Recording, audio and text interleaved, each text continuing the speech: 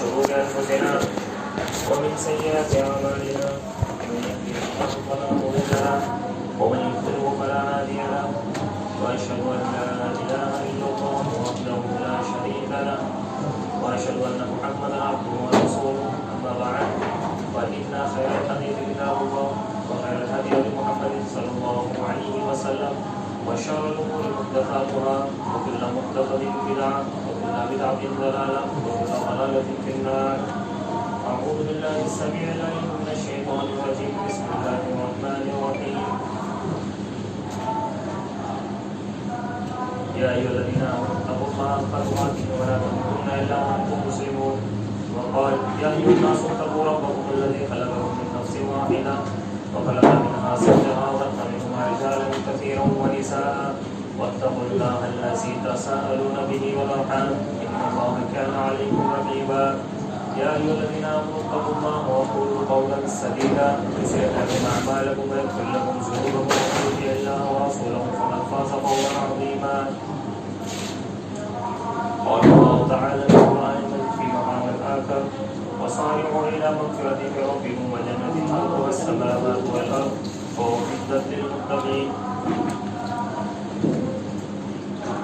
تمام طرح کی تعریف و صفات اللہ وحدہ لا شریک ہے جو تمام جانوروں کا پالنہار ہے اور لاکھوں کروڑوں سلام اللہ کے آخر جناب محمد رسول اللہ صلی اللہ علیہ وسلم پر. یا ایھا الذین آمنوا صلوا علیہ وسلموا تسلیما. اللهم صل علی محمد وعلی آل محمد كما صليت على ابراہیم وعلى آل ابراہیم انک حمید مجید. اللهم بارک علی محمد وعلى آل محمد كما بارکت علی ابراہیم وعلى آل ابراہیم انک حمید مجید. محترم حاضرین جمعہ، السلام علیکم ورحمۃ اللہ وبرکاتہ. خطبہ مسمونہ کے بعد میں نے آپ کے سامنے سورہ آل عمران کی آیت کریمہ تلاوت کی. اس آیت کریمہ میں اللہ تبارک و تعالی نے ہمیں اور آپ کو کمپٹیشن کرنے کا حکم دیا. کمپٹیشن یہ انسان کے لیے نیچرل بات ہے. انسان جو ہے وہ دنیا بنانے میں کمپٹیشن کر رہا ہے اور اس کے لیے پوری محنت کرتا ہے. اس کو گھر بنانا ہے، اس کو گاڑی خریدنا ہے، اس کو پلاٹ لینا ہے، زمین بنانا ہے، بینک کا بیلنس بنانا ہے. ان تمام چیزوں کے لیے آج کمپٹیشن ایک بہت ہی نیچرل سی بات ہے کہ ہر انسان کے دماغ میں یہ بات ہے کہ مجھے اس چیز میں کمپٹیشن کرنا ہے. لیکن اللہ رب العزت کے نزدیک سورہ آل عمران کی آیت نمبر 131 میں جو اللہ تبارک و تعالی نے فرمایا کہ وَسَارِعُوا إِلَى مَغْفِرَةٍ مِّن رَبِّكُمْ، اور دوڑو اپنے رب کی مغفرت کی طرف، اور دوڑو اپنے رب کی مغفرت کی طرف. وَجَنَّةٍ أَرْضُهَا السَّمَاوَاتُ وَالْأَرْضُ، اور اس مغفرت کے بعد جو جنت ہے اس کی چوڑائی زمین اور آسمان کے برابر ہے. وَأُعِدَّتْ لِلْمُتَّقِينَ، اور یہ تیار کی گئی ہے متقیوں کے لیے، پرہیزگاروں کے لیے جن کے دل میں خدا کا خوف ہے، جن کے دلوں میں اللہ کا ڈر ہے. آج آپ دیکھ لیجئے کہ ایک چھوٹے سے زمین کے ٹکڑے کے لیے بسا اوقات ایک انسان کی پوری زندگی کی محنت لگی رہتی ہے کہ نہیں رہتی. ایک چھوٹے سے زمین کے ٹکڑے کے لیے انسان جھوٹ بولتا ہے، لڑائی جھگڑے کرتا ہے، قتل و غارت گری تک بات پہنچ جاتی ہے، بھائی بھائی کے ہمیشہ کے لیے دشمن ہو جاتے ہیں، اور بھی پتہ نہیں کتنے طرح کے مسئلے ایک زمین کے ٹکڑے کے لیے ہو جاتے ہیں. لیکن یہ کمپٹیشن کس کام کا کمپٹیشن کہ جس کمپٹیشن میں دنیا بھی نہیں مل رہی. اللہ تبارک و تعالی نے فرمایا وَسَارِعُوا إِلَى مَغْفِرَةٍ مِّن رَبِّكُمْ، اور دوڑو اپنے رب کی مغفرت کی طرف جس کی جنت کی چوڑائی زمین اور آسمان کے برابر ہے. اب جب اللہ تبارک و تعالی اتنی بڑی جنت دے رہا ہے، اس چیز کے لیے آج کمپٹیشن کا کوئی بھی خیال ایک انسان کے دماغ میں نہیں ہے کہ میں نیکیوں میں کمپٹیشن کروں کہ میرے بھائی نے اتنے روپے اللہ کی راہ میں صدقہ دیا، انشاءاللہ اللہ تبارک و تعالیٰ کی راہ میں اس سے زیادہ صدقہ کروں. میرے بھائی نے اتنا علم حاصل کیا، انشاءاللہ تبارک و تعالیٰ میں بھی ایک دو کتاب پڑھوں گا. اس طریقے سے کمپٹیشن کا ہمارے دماغ اور ذہن میں تصور نہیں ہے. اور یہ دنیا کی زمین ہے، جس زمین کے لیے آج ایک انسان کمپٹیشن کرتا ہے، یہ دنیا کی جو مال و دولت ہے، یہ دنیا کی جو رونق ہے، یہ دنیا کی جو زیب و زینت ہے، یہ تمام کی تمام آرائشیں، یہ تمام کی تمام فیسلٹیز، یہ نعمتیں جو انسان کو لگتی ہے کہ یہ نعمتیں ہیں، اس کے بارے میں نبی کریم صلی اللہ علیہ وسلم فرماتے ہیں کہ موضع صوت احدکم، کہ جنت میں ایک کوڑا رکھنے کی جگہ دنیا اور جو کچھ دنیا میں ہو تمام سے بہتر. جنت کے اندر ایک کوڑا رکھنے کی جگہ جو کچھ دنیا میں ہے اور دنیا ان تمام چیزوں سے بہتر ہے. اب ذرا بتائیے کہ پوری دنیا ایک طرف اور جنت کا خالی 1 اسکوائر فٹ ایک طرف، تو بھی پوری دنیا مل کر اس 1 اسکوائر فٹ کا مقابلہ نہیں کر سکتی. کیا ہم پوری دنیا پا سکتے ہیں؟ دنیا کے اندر کتنی بڑی بڑی سپر پاورز ہیں، کتنے بڑے بڑے اور کتنے مہنگے مہنگے ممالک کے اندر جگہ ہیں، کتنے مہنگے مہنگے پلاٹ ہیں. خالی دنیا چھوڑ دو، آپ کے اندر بھی بہت ساری چیزیں ایسی ہیں کہ آپ ان کو افورڈ نہیں کر سکتے. آپ یہ بتائیے کہ پوری دنیا سے بہتر کیا چیز ہے؟ جنت کا خالی 1 فٹ. اور ہم خالی یہاں پر 1000 اسکوائر فٹ زمین لینے میں ہماری حالت خراب ہو جاتی ہے. کہیں بسا اوقات پوری زندگی نکل جاتی ہے پیسہ جمع کرتے ہیں. تو یہ سوچنے والی بات ہے بھائیوں، کچھ ہاتھ نہیں لگنے والا ہے یہاں پر. ہم یہ سوچ رہے ہیں کہ ہم اتنا کر لیں گے، نہیں. دوڑنا ہے اس رب کی مغفرت کی طرف. اللہ نے اگر مغفرت کر دی واقعی میں تو ہمارے لیے بہت بہترین اجر ہے. اور اگر ہم نے اس کی مغفرت کو طلب نہیں کیا، اگر اس مغفرت نے ہمیں نہیں پکڑا اور ہم اگر اس کی مغفرت کو نہیں پایا، تو یاد رکھیے کہ ہمارے ہاتھ کچھ نہیں لگنے والا. اور پھر قرآن مجید آپ اٹھائیے اور قرآن مجید کے اندر آپ اٹھا کر دیکھیے کہ کس طریقے سے اللہ تبارک و تعالیٰ نے سخت وعیدیں بیان کی ہے، اور کس طریقے سے کل جو ہے حشر کے میدان کو، حشر نشر کو اور قیامت کو تیار کر کے رکھا ہے ان تمام لوگوں کے لیے جن کو اللہ کی مغفرت نہیں ملی. قرآن کے 30ویں پارے میں ایک سورت ہے سورہ مطففین. اس میں اللہ تبارک و تعالیٰ نے جنت کی نعمتوں کا ذکر کیا اور پھر جنت کی نعمتوں کا ذکر کرنے کے بعد فرمایا وَفِي ذَلِكَ فَلْيَتَنَافَسِ الْمُتَنَافِسُونَ، کہ اے میرے بندو میری جنت ہے، اس میں جانے کے لیے تم کیوں تیاری نہیں کرتے؟ کیوں تم اس میں جانے کے لیے نیک عمل نہیں کرتے؟ مطلب اللہ تبارک و تعالیٰ ہمیں ابھار رہا. پہلے جنت کی نعمتوں کا تذکرہ کیا، وہاں کی شراب کا بیان کیا کہ وہ کس طریقے کی پاکیزہ شراب ہوگی اور وہاں پر کس طریقے کی نعمتیں ایک بندے کو ملے گی، کس طریقے کی نہریں ہوں گی. اور اس کے بعد کہا کہ تم کیوں تیاری نہیں کرتے، یعنی افسوس ہے اس بات پر کہ تم تیاری نہیں کرتے ہو جنت. 17ویں پارے میں سورہ انبیاء میں اللہ تبارک و تعالیٰ نے فرمایا، اللہ نے اپنے نبیوں کے واقعات بیان کیے. اللہ تبارک و تعالیٰ نے ابراہیم علیہ السلام کا واقعہ بیان کیا، موسیٰ علیہ السلام کا واقعہ بیان کیا، عیسیٰ علیہ السلام کا کیا، ایوب علیہ السلام کا کیا، یونس علیہ السلام کا کیا، اور کئی نبیوں کے واقعات بیان کیے. اور پھر واقعات بیان کرنے کے بعد فرمایا ان کانوا یسارعون فی الخیرات وَيَدْعُونَنَا رَغَبًا وَرَهْبًا. اللہ تبارک و تعالیٰ نے فرمایا میرے بندو یہ جتنے ہمارے نبی گزرے ہیں، جتنوں کا بھی تذکرہ اللہ تبارک و تعالیٰ نے کیا، یہ جتنے ہمارے نبی گزرے ہیں یہ سب نیکیوں کے معاملے میں آگے آگے رہتے تھے، یعنی یہ نیکیاں بہت کیا کرتے تھے اور یہ اپنے رب کو پکارا کرتے تھے، یہ اپنے رب سے امید بھی رکھتے تھے اور اپنے رب سے ڈرتے بھی تھے. اب ذرا سوچئے کہ اس بات کے اندر کتنی گہرائیاں ہیں. ایک تو یہ کہ انبیاء علیہ السلام کی یہ سنت ہے کہ وہ نیکیوں میں آگے رہا کرتے تھے، نیکیوں میں کمپٹیشن وہ کیا کرتے تھے، وہ دنیاوی معاملات میں نہیں کیا کرتے. اور پھر آگے اللہ تبارک و تعالیٰ نے فرمایا کہ یہ اپنے رب سے امید بھی رکھتے تھے اور اپنے رب سے ڈرتے بھی تھے.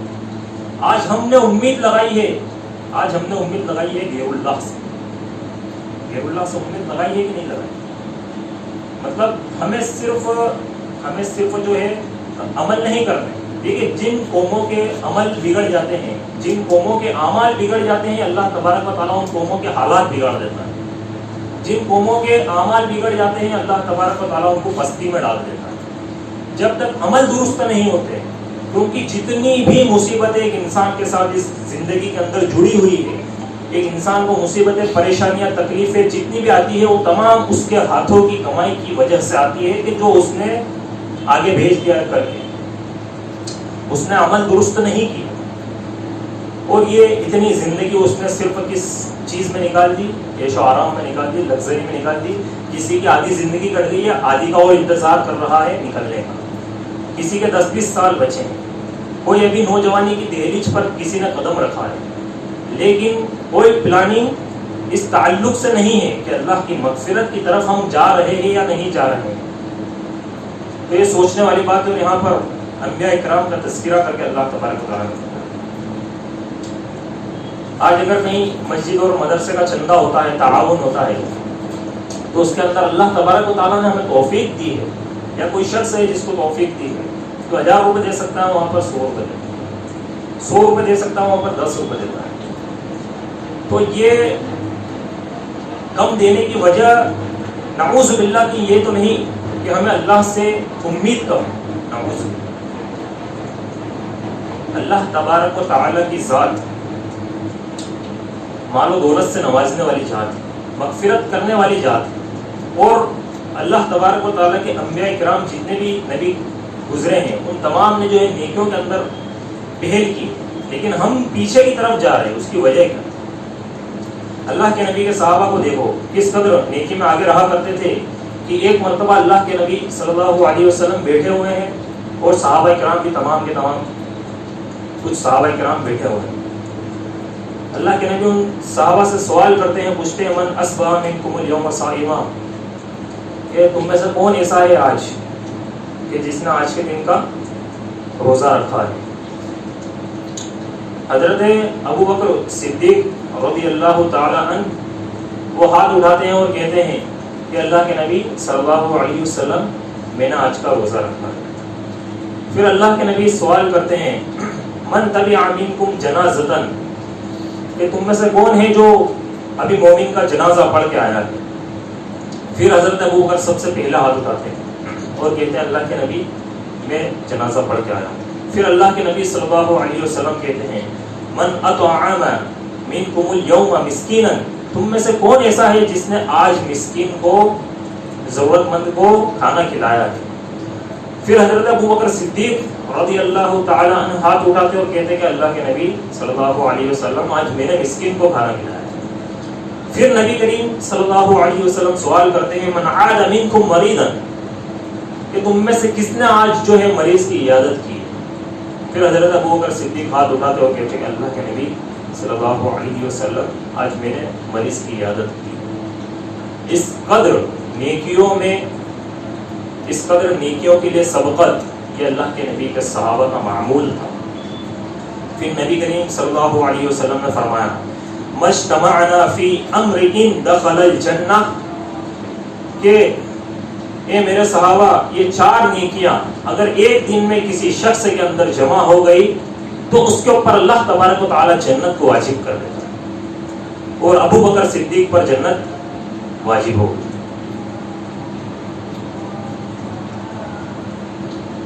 صحابہ جنت کی تڑپ رکھتے تھے اور ہم صرف دنیا بنانے میں لگے ہوئے ہیں.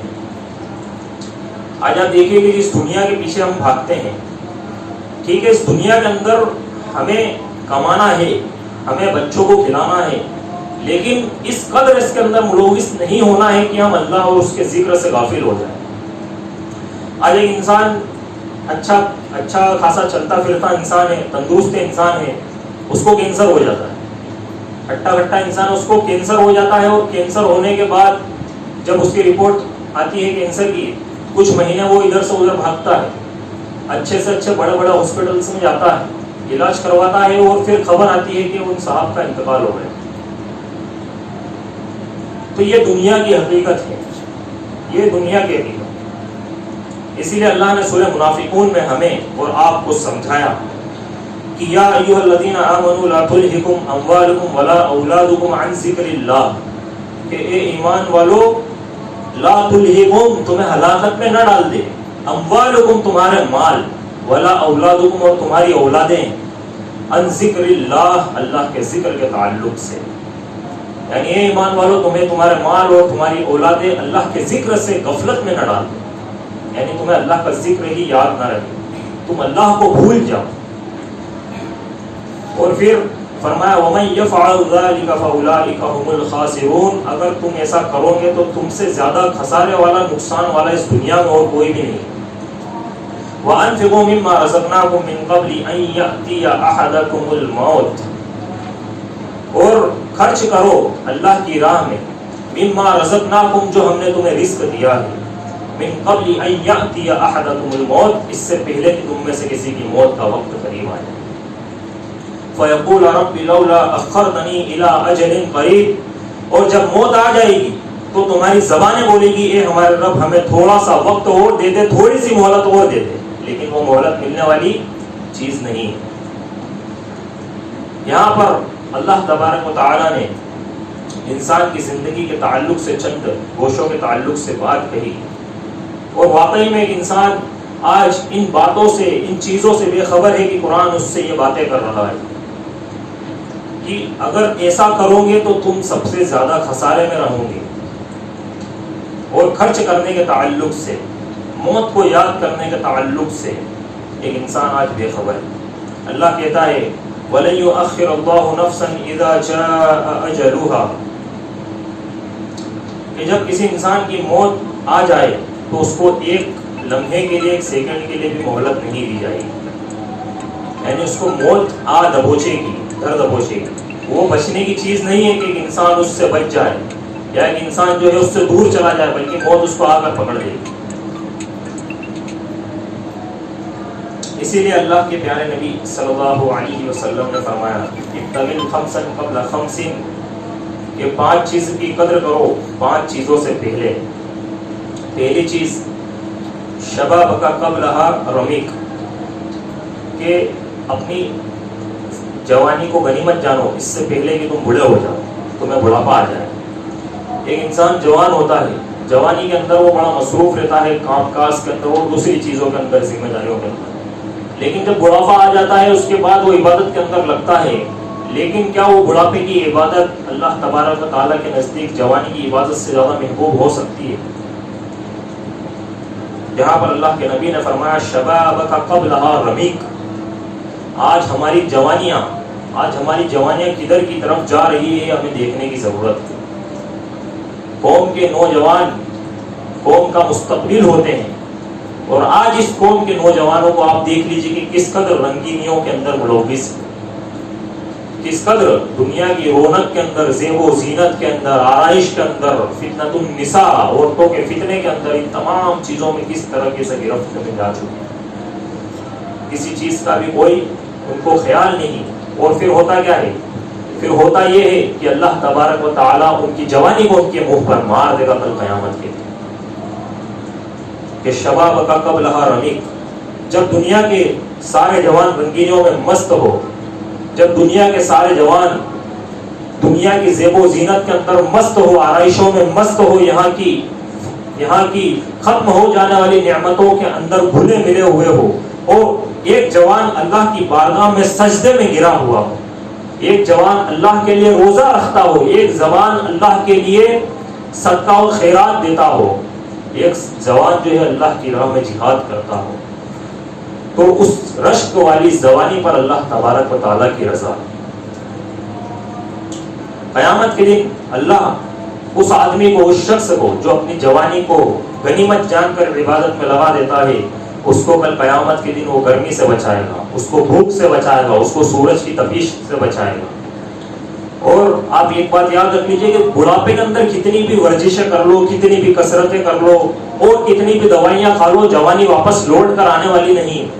ایک انسان سوچے کہ میں بڑھاپے کے اندر، عمر تو ساری کٹی عشق کے بھوکا میں مومن، اب آخر میں کیا خاک مسلمان ہوں گے؟ یعنی پوری جوانی، پوری عمر ایک انسان نے صرف اور صرف اسلام سے دوری میں نکال دی، اللہ کی ناراضگی میں نکال دی، اللہ کے نبی صلی اللہ علیہ وسلم کی فرما برداری نہیں کی۔ آپ ذرا ہم غور کریں ہماری زندگیوں کے اوپر کہ ہماری زندگیوں میں کتنی اللہ کے نبی صلی اللہ علیہ وسلم کی تابع داری، فرما برداری موجود ہے، کتنی اللہ کے نبی صلی اللہ علیہ وسلم اور صحابہ اکرام، اسلاف، تابعین، تبع تابعین، سلف صالحین کی زندگیوں کی جھلک موجود ہے۔ ہماری زندگیوں پر ہم اگر غور کریں گے، ہمارے نفسوں کا اگر ہم تزکیہ کریں گے، اور اگر ہم ہمارے ذہنوں میں جھانک کر دیکھیں گے، تو ہمیں یہ چیز نظر آئے گی کہ واقعی میں جو مسلمان جنت میں جانے کا مستحق ہوگا، اس مسلمان سے ہماری صفت بالکل بھی میچ نہیں ہوتی نظر آتی۔ وہ مسلمان، وہ مومن اور وہ صفات جن کا اللہ نے تذکرہ کیا ہے جنت میں جانے کے لیے، جن کا اللہ نے تذکرہ کیا ہے اس کی مغفرت پانے کے لیے، جن کا اللہ نے تذکرہ کیا ہے اس کی رضا کا پروانہ بانٹنے کے لیے، انہوں سے ہماری جو ہے صفت میچ نہیں ہوتی۔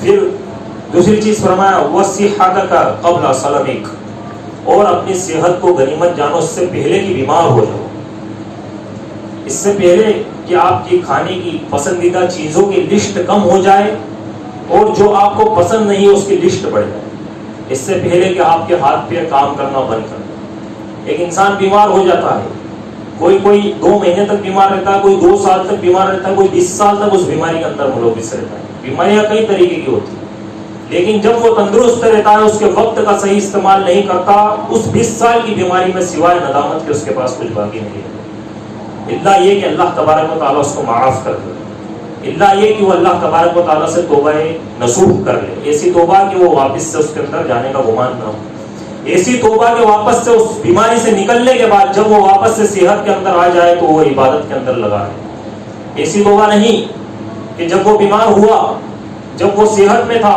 تب اس نے عبادتیں چھوڑی، جب بیمار ہوا اللہ یاد آ گیا وہ عبادتوں میں لگ گیا، پھر واپس سے صحت میں آ گیا تو پھر وہ اللہ کو بھول گیا۔ جیسا کہ لاک ڈاؤن کے پہلے کا مسئلہ تھا، دنیا کھلی ہوئی تھی، سب مست مگن تھے، لاک ڈاؤن لگا سب عبادت میں لگ گئے، لاک ڈاؤن ہٹا پھر سب مست مگن ہو گئے۔ تو یہ مومن والی جو صفت ہم سوچ رہے ہیں کہ ہم مسلمان ہیں، اس صفت کی بنیاد پر جنت میں جانا ناممکن ہے، کہ اس کے لیے اعدت للمتقین، جنت تیار کی گئی ہے متقیوں کے لیے جو تقوی رکھتے ہیں۔ تیسری چیز وَغِنَاءَكَ قَبْلَ فَقْرِكَ، اور اپنی دولت کو غنیمت جانو اس سے پہلے کہ فقیر ہو جاؤ۔ اللہ جسے چاہتا ہے حکومت دے دیتا ہے، وہ جس سے چاہتا ہے حکومت کو چھین لیتا ہے، اللہ جسے چاہتا ہے عروج دے دیتا ہے، وہ جسے چاہے زوال دے دیتا ہے، اللہ تبارک و تعالیٰ جسے چاہے دولت دیتا ہے، جسے چاہے فقیر کر دیتا ہے۔ اور اس دولت کو آ جانے کے بعد ایک انسان کیا سوچتا ہے، دولت آ جانے کے بعد شیطان اس کو بھٹکاتا ہے، شیطان وسوسے ڈالتا ہے۔ ایک غریب کے دماغ میں بھی شیطان وسوسے ڈالتا ہے، امیر کے دماغ میں بھی ڈالتا ہے۔ غریب کے دماغ میں وسوسہ یہ ڈالتا ہے کہ تیرے پاس تو مال ہی نہیں، تو دے گا کہاں سے، اور امیر کے دماغ میں وسوسہ یہ ڈالتا ہے کہ اگر دے دے گا تو انویسٹ کرے گا کہاں پر، انویسٹ کرے گا کیسے، کہ مال تیرا کم ہو جائے گا، اس کو بڑھائے گا کیسے۔ اس طریقے سے دونوں طریقے سے شیطان جو ہے وسوسے ڈالتا ہے، کیونکہ شیطان کو ساری چالیں اور انسان کی کمزوریاں بتا ہے، اور انسان کے تعلق سے اللہ تبارک و تعالیٰ نے قرآن میں کہا کہ انسان بڑا کمزور ہے۔ تو یہاں پر ہم دیکھیں کہ اللہ کے نبی صلی اللہ علیہ وسلم کو غِنَاءَكَ قَبْلَ فَقْرِكَ، اور اپنی دولت کو غنیمت جانو اس سے پہلے کہ فقیر ہو جاؤ۔ وَفَرَاغَكَ قَبْلَ شُغُلِكَ، اور اپنے وقت کی قدر کرو، خالی وقت کی قدر کرو اس سے پہلے کہ مصروف ہو جاؤ۔ ایک وقت تھا، کچھ لوگ یہاں پر بیٹھے ہوں گے، ایک وقت تھا کہ ان کے پاس وقت ہوگا کہ وہ قرآن پڑھ سکتے تھے، ان کے پاس خوب خالی وقت تھا، لیکن آج وہ اتنے بیزی ہو گئے، اتنے مصروف ہو گئے کہ قرآن کا ایک صفحہ بھی کھول کر دیکھ نہیں سکتے، قرآن کی ایک آیت بھی ڈیلی تلاوت نہیں کر سکتے۔ وہ اتنے مصروف ہو گئے، اتنے مشغول ہو گئے کہ انہوں نے خالی وقت کا استعمال نہیں کیا، اور آج بزنس کے اندر، تجارت کے اندر، ویاپار کے اندر، جاب کے اندر، اور دنیاوی ذمہ داریوں کے اندر، گھر بار کے اندر، مال و دولت کے اندر، اولاد کے اندر، اور اپنے گھروں کی ذمہ داریاں پوری کرنے کے اندر اس قدر ملوث ہو گئے کہ ان کے پاس اب قرآن کھولنے کا بھی وقت نہیں ملتا۔ تو کیا ہم اس کیٹیگری میں بھی آ چکے ہیں یا اب آنے والے ٹائم میں؟ یہ سوچنے والی ضرورت ہے کہ وہ فراغت قبل شغلک، کہ اپنی فراغت کو، اپنے خالی وقت کی قدر کرو، اس کو سمجھو اس سے پہلے کہ بیزی ہو جاؤ، ویست ہو جاؤ۔ پھر بیزی ہونے کے بعد ایک انسان اگر چاہے کہ میں قرآن پڑھوں تو اس طریقے سے نہیں پڑھ پائے گا جس طریقے سے وہ خالی وقت میں پڑھ سکتا تھا۔ اور پھر جب وہ وقت نکل جائے گا تو یاد رکھیے کہ ایسا نہیں ہے کہ جو وقت نکل گیا اس کے اللہ تبارک و تعالیٰ تم سے پوچھ نہیں کرے گا، بلکہ اس کے تعلق سے بھی اللہ تبارک و تعالیٰ پوچھے گا کہ تو نے وہ وقت کہاں پر گزارا۔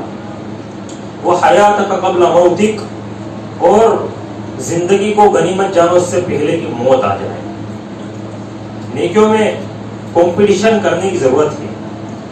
آپ جانتے ہو کہ جنت میں کتنے دروازے ہیں داخل ہونے کے؟ جنت کے 8 دروازے اور جہنم کے 7 دروازے۔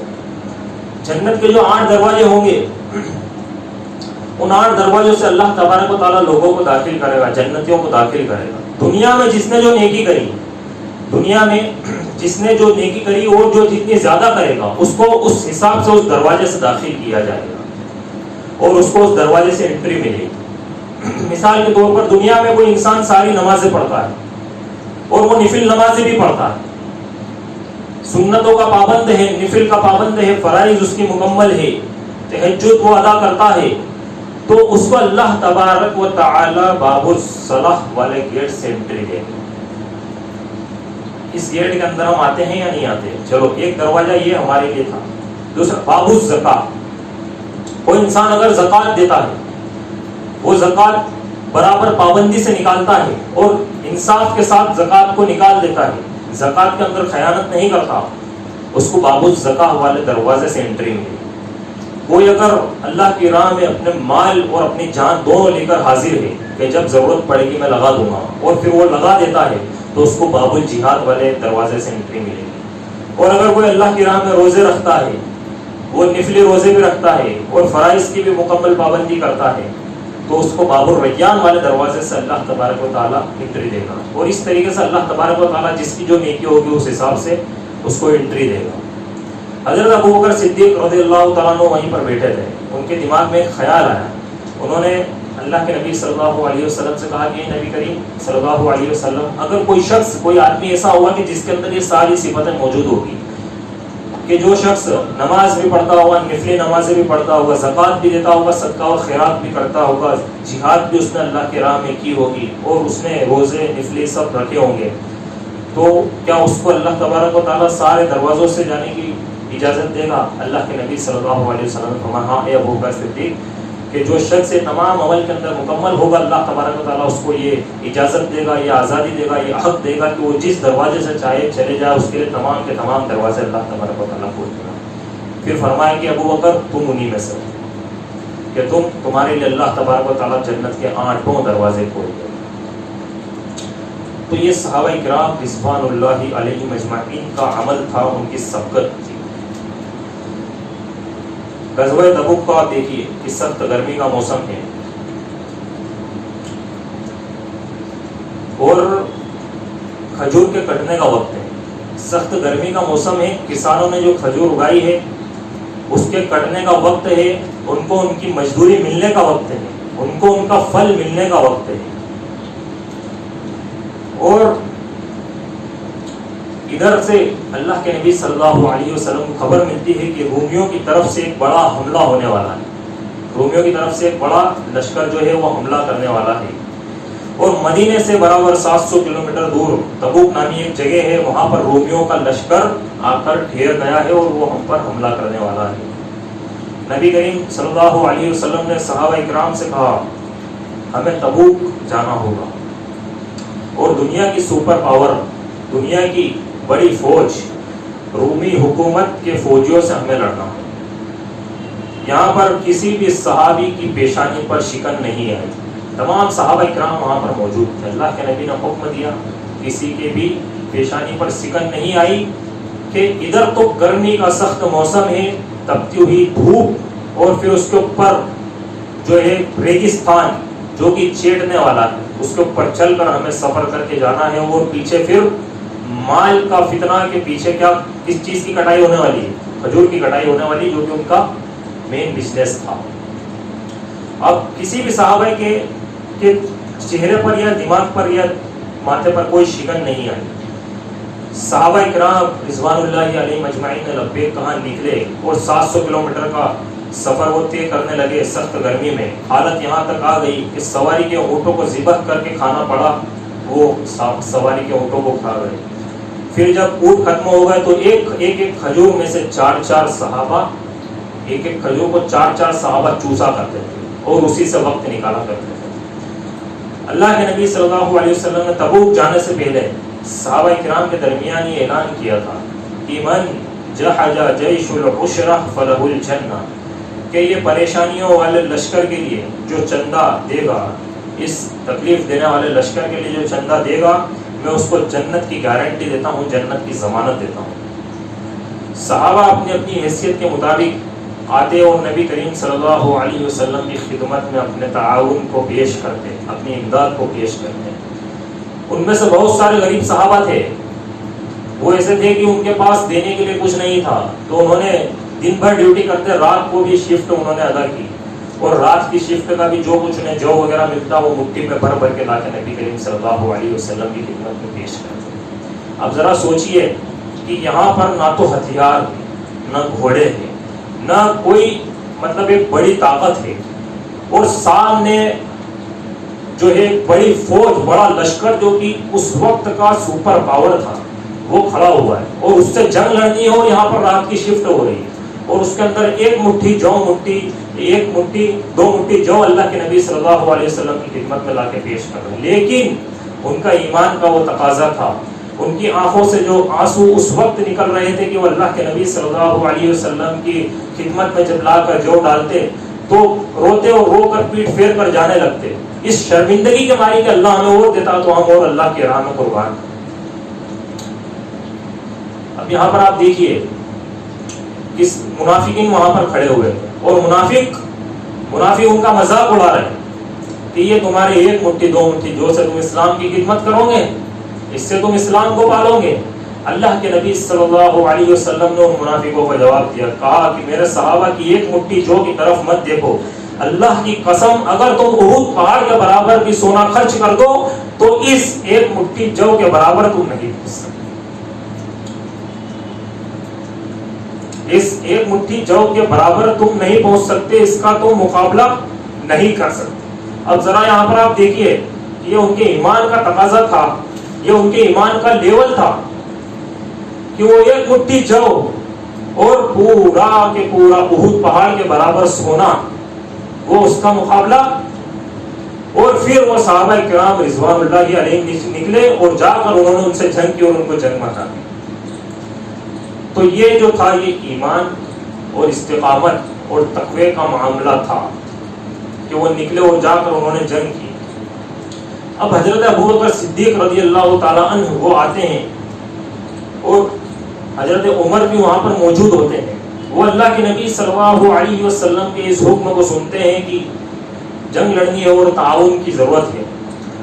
وہ دونوں اپنے اپنے گھر جاتے ہیں، حضرت عمر رضی اللہ تعالیٰ عنہ اپنے گھر پر جاتے ہیں اور جا کر گھر کے اندر جتنا بھی سامان رہتا ہے، غلہ، اناج اور اس سمیت کپڑے اور پیسہ اور جو بھی رہتا ہے ان تمام کو نکال کر رکھتے ہیں، اس میں سے اس کے دو حصے کر دیتے ہیں اور دو حصوں کو لے کر اس میں سے ایک حصہ الگ کر دیتے ہیں اور ایک حصے کو لے کر اللہ کے نبی صلی اللہ علیہ وسلم کی بارگاہ میں خدمت میں حاضر ہوتے ہیں۔ جب لے کر آتے ہیں اللہ کے نبی پوچھتے ہیں کہ ما ابقیت لأہلک، کہ عمر تم نے اپنے گھر والوں کے لیے کیا چھوڑا ہے؟ عمر رضی اللہ تعالیٰ نے کہتے ہیں کہ اللہ کے نبی میں آدھا مال چھوڑ کر آیا ہوں۔ اس وقت عمر رضی اللہ تعالیٰ نے سوچتے ہیں، ان کے ذہن میں یہ بات آتی ہے کہ ہر وقت حضرت ابوبکر مجھ سے آگے نکل جاتے ہیں، مجھ سے سبقت دے جاتے ہیں اس کمپٹیشن کے اندر، اس نیکی کے معاملے میں، کہ اس وقت اس بار انشاءاللہ میں حضرت ابوبکر سے آگے نکل جاؤں۔ پھر حضرت ابوبکر صدیق رضی اللہ تعالیٰ عنہ آتے ہیں۔ حضرت ابوبکر صدیق اپنے تعاون کو اپنے کندھوں پر لاد کر لاتے ہیں اور لا کر اللہ کے نبی صلی اللہ علیہ وسلم کی خدمت میں پیش کر دیتے ہیں۔